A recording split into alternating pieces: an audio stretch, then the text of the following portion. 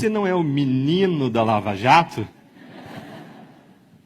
Muitas pessoas nos param na rua para dizer, não desistam, vocês nos representam, perseverem.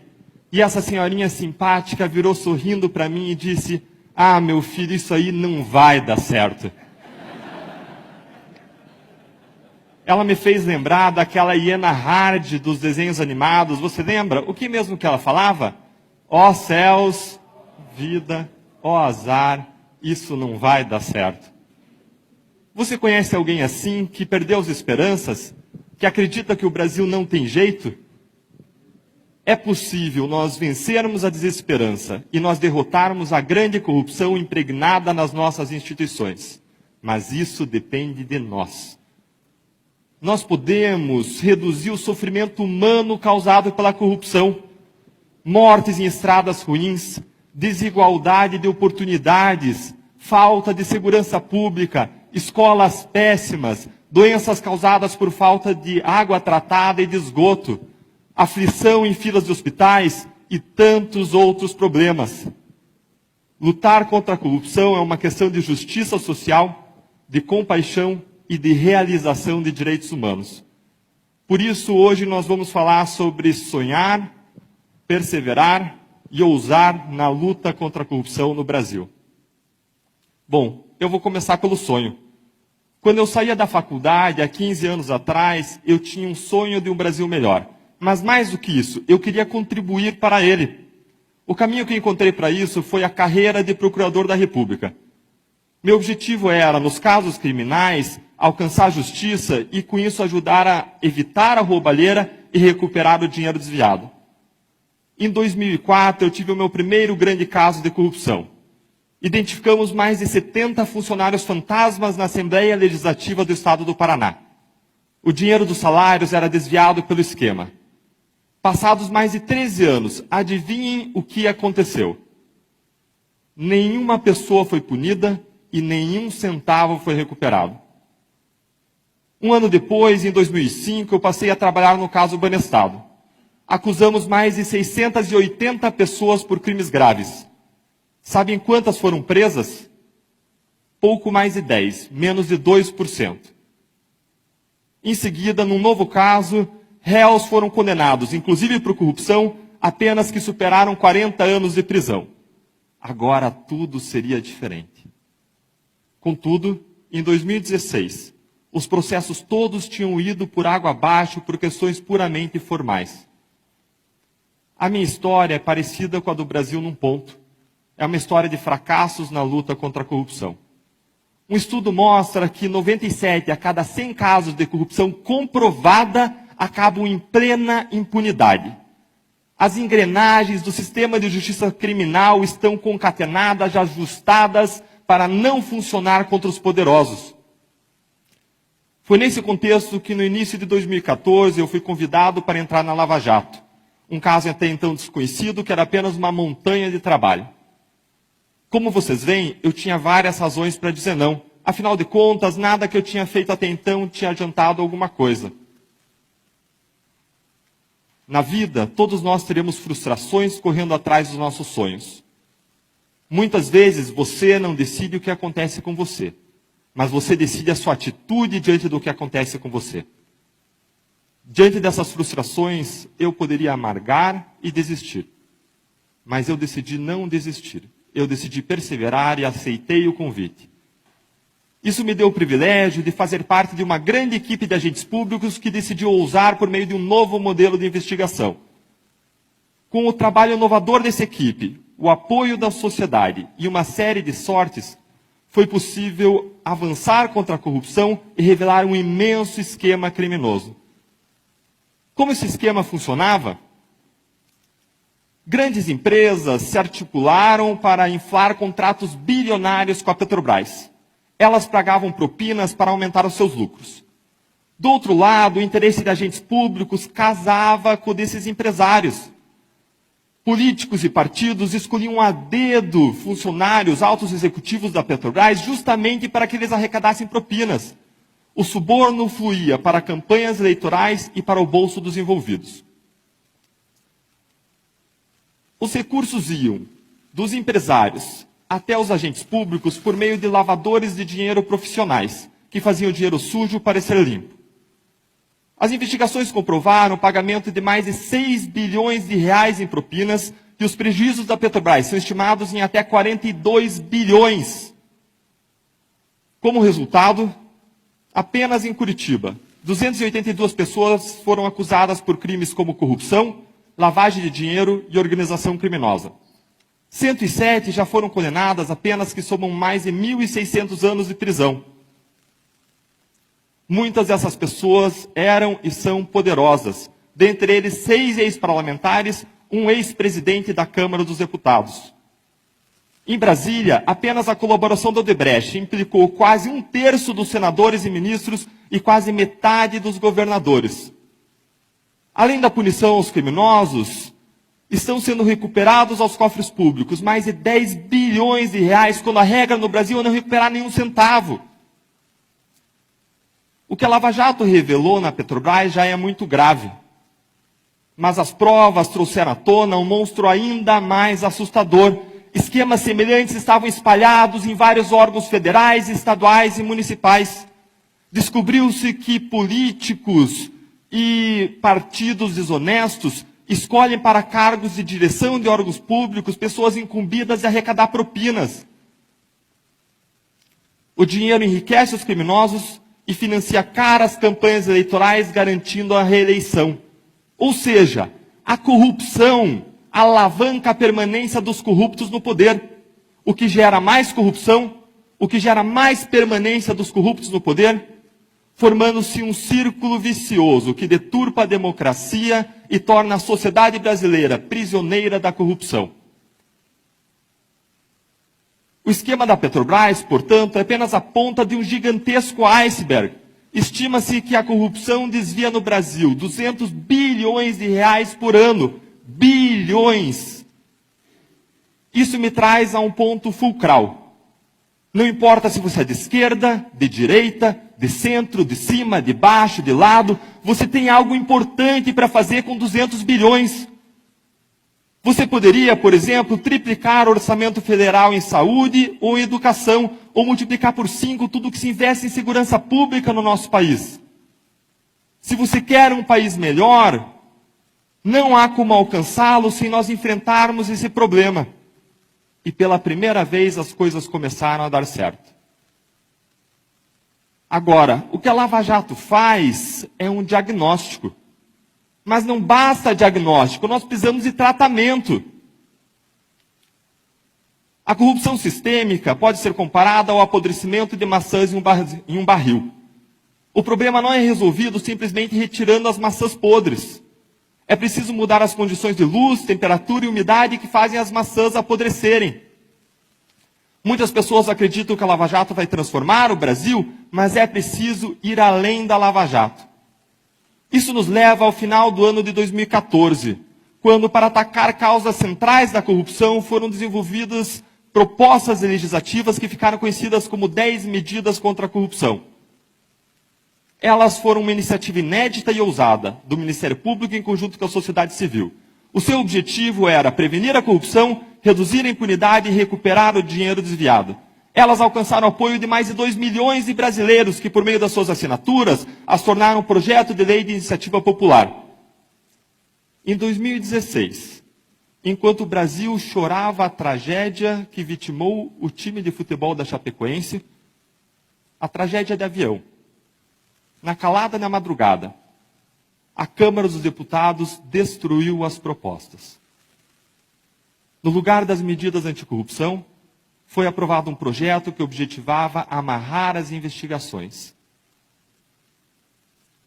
Novamente, nós podemos amargar e desistir. Lembre que muitas vezes na vida você não decide o que acontece com você, mas é você quem decide qual é a sua atitude diante do que acontece com você. Nós poderíamos amargar e desistir, mas eu decidi perseverar. De lá para cá, contudo, eu tenho visto muitas pessoas amargarem. Para piorar a situação, uma sucessão de notícias ruins se acumularam que soam como mais fracassos na luta contra a corrupção. Malas de dinheiro circulam anos depois de iniciada a Lava Jato. Ministros soltam e ressoltam políticos e corruptos poderosos. Regras que beneficiarão corruptos são gestadas no Congresso Nacional. Há rumores de que o Supremo Tribunal emitirá decisões que implicarão imensos retrocessos. Essa sucessão de fracassos alimenta dentro de nós um inimigo poderoso dos nossos sonhos, que é a desesperança. Para nós entendermos como a desesperança atua, vamos viajar a um laboratório da Universidade de Pensilvânia no inverno de 1965. Lá, pesquisadores começaram um experimento com cachorros, que, embora seja desagradável e eticamente questionável, tem uma preciosa lição a nos ensinar. Cachorros de um primeiro grupo foram colocados dentro de um compartimento, um de cada vez, em que eles sofriam choques elétricos regularmente. Eles eram capazes de parar os choques tocando um painel com seu focinho, o que eles aprendiam de modo rápido. Já os cachorros de um segundo grupo foram colocados dentro do mesmo compartimento, mas nada que eles fizessem era capaz de parar os choques. Em seguida, os cientistas colocaram os mesmos cachorros dentro de um novo compartimento, com duas partes separadas por uma pequena cerca. Uma parte dava choques e a outra não. Agora os cachorros foram colocados de um lado da cerca e bastava pular para o outro lado para que eles escapassem dos choques. Adivinhem o que aconteceu quando os cachorros do experimento anterior foram colocados nesse compartimento duplo? Os cachorros do primeiro grupo, aqueles que tinham sido capazes de parar o choque, rapidamente pularam a cerca. Contudo, a maioria dos cachorros do segundo grupo, aqueles que tinham tomado choques que não poderiam ser parados, simplesmente se deitaram no chão eletrificado à espera de mais choques. Eles não tentaram pular a cerca nem qualquer outra solução. Eles se renderam. O psicólogo Martin Seligman era um dos pesquisadores responsáveis pela experiência. Ele chamou o estado mental daqueles cachorros que se deitaram à espera de mais choques de learned helplessness, ou desamparo aprendido, que é o estado de alguém que é incapaz de agir por si mesmo, sem ajuda. Mas por que aqueles cachorros ficaram assim? Porque eles se deitaram à espera de mais sofrimento, mesmo quando havia uma saída. Porque eles aprenderam. O modo como eles enxergavam a experiência passada lhes ensinou que eles eram incapazes, que eles eram impotentes. Você vê como a desesperança é poderosa? A desesperança nos paralisa. A desesperança nos mortifica ainda vivos. Nós nos insensibilizamos, anestesiamos com a nossa dor e a dor do outro. A desesperança é um obstáculo na luta contra a corrupção, porque ela retira a nossa capacidade de enxergar as oportunidades do presente. Nós nos tornamos incapazes de mudar a realidade, mesmo quando isso é possível, sonhando, ousando e perseverando. Mas aí alguém me dirá, mas Deltan, como sonhar, ousar e perseverar? Veja o que aconteceu com as 10 medidas. A cada jornal nacional nós tomamos choques e mais choques elétricos. Esse Congresso não aprovará reformas anticorrupção porque a maioria dos parlamentares que está lá não vai aprovar, eles não querem mudar. A minha resposta é, então a mudança está nas suas mãos. Se o Congresso atual não aprovará um pacote anticorrupção, então em 2018 vamos colocar lá quem vai aprovar.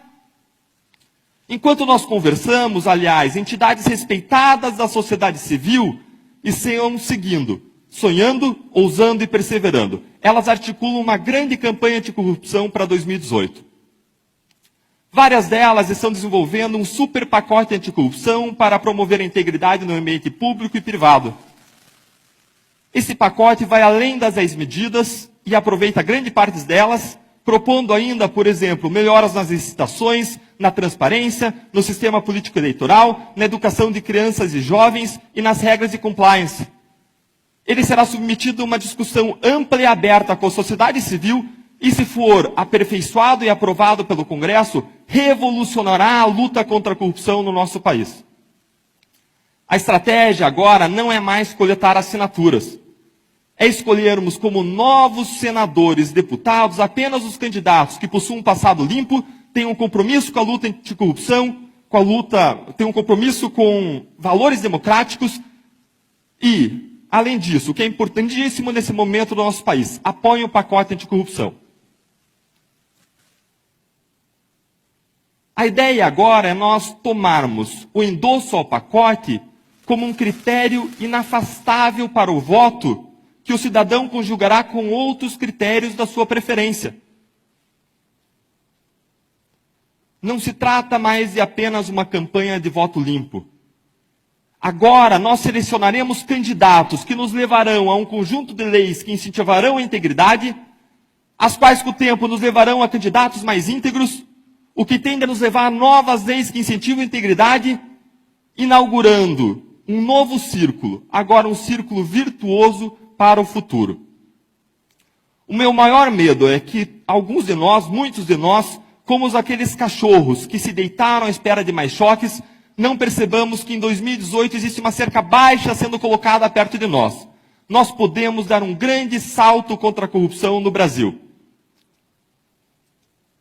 Talvez você esteja achando tudo isso muito bonito, mas queira me dizer, como aquela senhorinha do avião, ah, meu filho, isso aí não vai dar certo.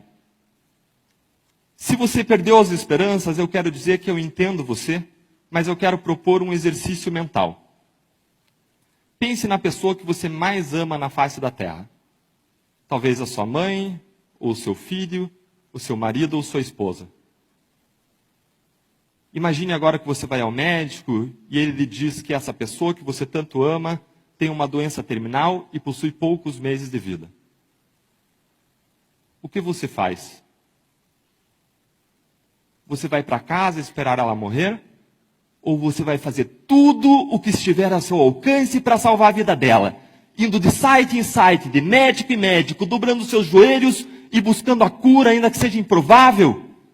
A verdade é que existem causas pelas quais vale a pena se lutar, independentemente do resultado, e o nosso país é uma delas.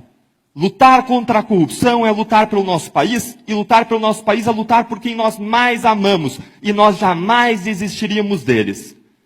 Se o brasileiro é aquele que não desiste nunca, vamos dizer aqui que nós somos brasileiros e não desistiremos do nosso país. Nós seguiremos juntos, sonhando, ousando e perseverando. Muito obrigado.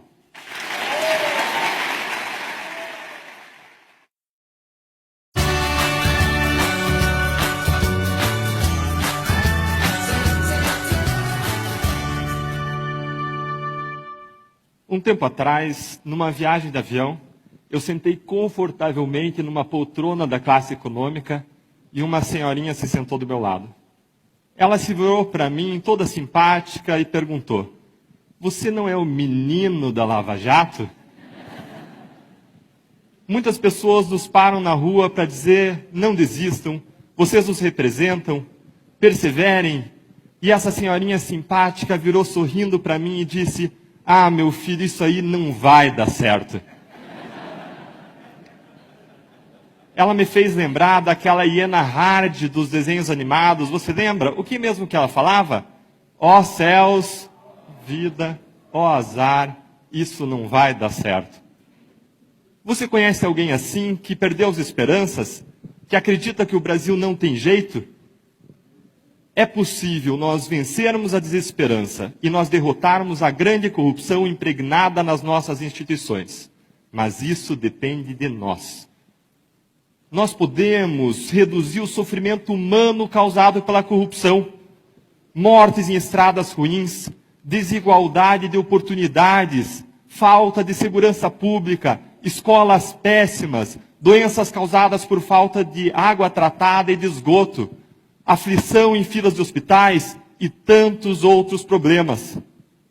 Lutar contra a corrupção é uma questão de justiça social, de compaixão e de realização